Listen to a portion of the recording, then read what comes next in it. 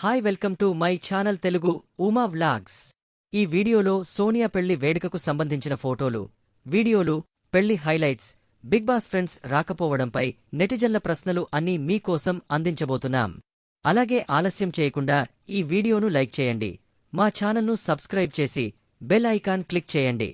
సోనియా ఆకుల పెళ్లి వేడుక విశేషాలను తెలుసుకోవడానికి ఈ వీడియోను పూర్తిగా చూసేయండి.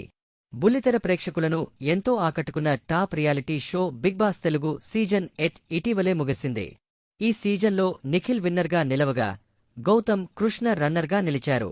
ఈ షో ద్వారా ప్రేక్షకులను ప్రత్యేకంగా ఆకర్షించిన బిగ్ బాస్ బ్యూటీ సోనియా ఆకుల ఇప్పుడు పెళ్లిపీటలెక్కింది. బిగ్ బాస్ హోస్లో సోనియా ఆకుల ప్రయాణం.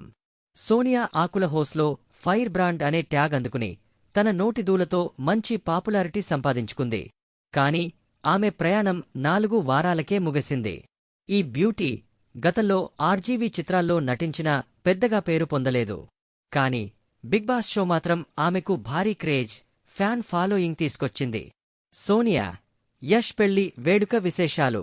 సోనియా ఆకుల మరియు యష్ వీరుగోని ప్రేమికులుగా ఉన్నారు. ఇప్పుడు 7 అడుగులు వేసి జీవిత భాగస్వాములయ్యారు. వీరి వివాహం నిన్న ఎంతో గ్రాండ్గా జరిగింది. పెళ్లి సంగీత్ నుండి వివాహ వేడుక వరకు జరిగిన ప్రతి విశేషం సోషల్ మీడియాలో వైరల్గా మారింది.